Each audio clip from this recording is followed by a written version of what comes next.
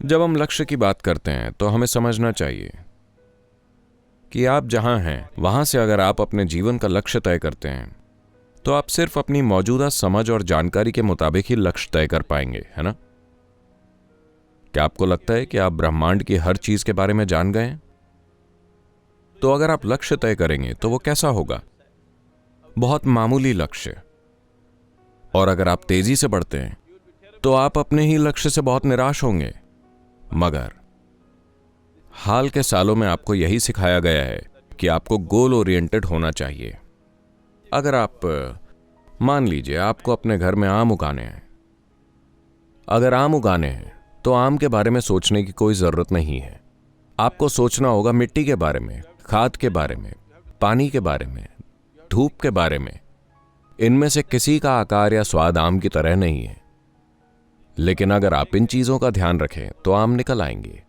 मगर मान लीजिए आपको आम की बहुत तेज इच्छा है, लेकिन आपने अपने आम के पेड़ उगाने के लिए कुछ नहीं किया, तो आप उसे चुराना चाहेंगे जिसके पास है कि नहीं?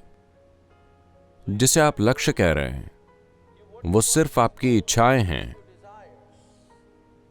और आपकी इच्छाएं बस आपकी मौजूदा विचार प्रक्रिया का परिणाम है। अभी आपकी विचार प्रक्रिया उस तरह की है जिस तरह का डेटा आपने अभी इकट्ठा किया है। आपके ख्याल से आपके जीवन के 20 सालों में आपने कितना डेटा इकट्ठा कर लिया है कि आप अपने जीवन का लक्ष्य तय कर सकें? यह जरूरी नहीं है। हम एक बिजनेस इवेंट आयोजित करते हैं। इसमें कई बिजनेस लीडर्स आते हैं। सभी टॉप बिजनेस लीडर्स वहां आ चुके हैं। पिछले साल उनमें से एक ने मुझसे पूछा, जो एक बड़ी मल्टीनेशनल कंपनी चला रहे हैं, सदगुरु हम सबसे अच्छे लोगों को लेते हैं IITs और IIM से, और उन्हें अधिक से अधिक पैसे देते हैं और वो और भी अधिक की मांग करते रहते हैं। मगर जब मैं आपकी संस्था को देखता हूं, आप किसी को पैसे नहीं देते और फिर भी ये हमारे कॉरपोरेशन से कई गुना बेहतर काम कर रही है। इसका राज क्या है? मैंने कहा, देखिए बस इतना है कि हम प्रक्रिया के प्रति समर्पित हैं। हमें लक्ष्य की चिंता नहीं है, हम प्रक्रिया के प्रति पूरी तरह से समर्पित हैं। क्योंकि अभी हम जो कर रहे हैं उस प्रक्रिया के प्रति हमारा समर्पण जरूरी है। अगर अभी आप जो कर रहे हैं उसे अच्छी तरह नहीं करते तो आपका लक्ष्य बस एक इच्छा बनकर रह जाएगा, है ना? हेलो, हाँ या नहीं? आपका लक्ष्य बस आपके मन में बनी एक इच्छा बनकर रह जाएगा, और वो आपका भी नहीं है। आपके सभी लक्ष्य 10 और लोगों से उधार लिए हुए हैं। आजकल जो ट्रेंड है वही आपका लक्ष्य है। मैं युवाओं से कहूंगा कि लक्ष्य तय मत कीजिए। अगर आप सभी जो कर रहे हैं उसके प्रति पूरी तरह से समर्पित हैं तो समय और अवसरों के मुताबिक हम वहां पहुंच जाएंगे जहां तक हम जा सकते हैं। अगर आप हर समय फिनिश लाइन की चिंता करते हैं, उस कदम की नहीं जिसे अभी आप उठा रहे हैं, तो पूरी संभावना है कि आप मुंह के बल गिरेंगे। अगर आप लक्ष्य तक पहुंचते हैं तो आप निराश होंगे, अगर वहां तक नहीं पहुंच पाते तो टूट जाएंगे। दुनिया के सबसे सफल लोग, मैं चाहता हूं कि आप इस पर ध्यान दें, सिर्फ मेरी बात पर मत जाइए। सड़क पर जाकर लोगों को देखिए। उन लोगों को छोड़ दीजिए जो बैलगाड़ी वगैरह चला रहे हैं।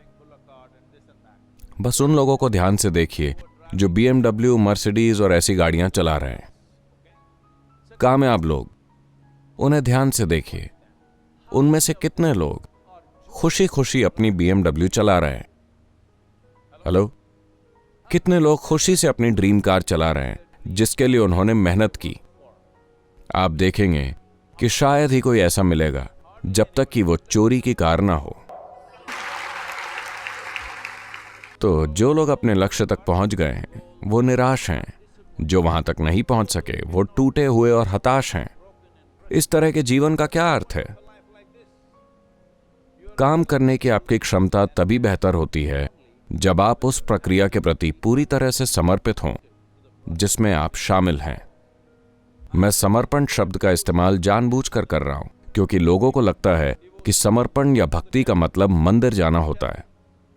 मुझे बताइए, किसी भी क्षेत्र, जीवन के किसी भी क्षेत्र में, sport, art, music, politics, spirituality, जो भी चाहे ले लें, एकेडमिक्स, क्या कोई व्यक्ति अपने काम के प्रति समर्पित हुए बिना किसी बड़ी उपलब्धि तक पहुंच पाया है। उन्होंने औसत चीजें की हैं।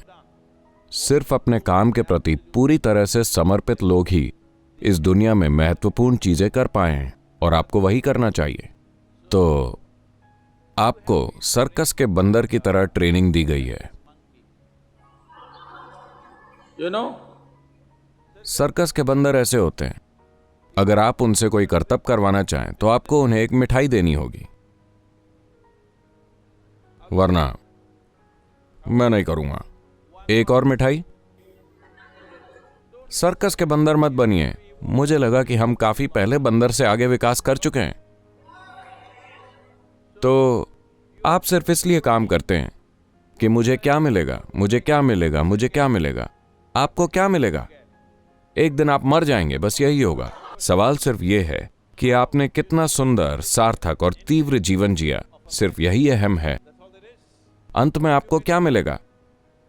लक्ष्य एक अंत है ना? आपके ख्याल से आपको जीवन के अंत में क्या मिलेगा? आप ओल्ड एज होम और हॉस्पिटल में जाकर देखिए, जहां लोग अपने जीवन के आखिरी पड़ाव में होते हैं। उन्हें देखिए और सोचिए कि उन्हें क्या मिला। कुछ नहीं। या तो उन्होंने एक शानदार जीवन जिया या नहीं जिया, बस इतना ही है।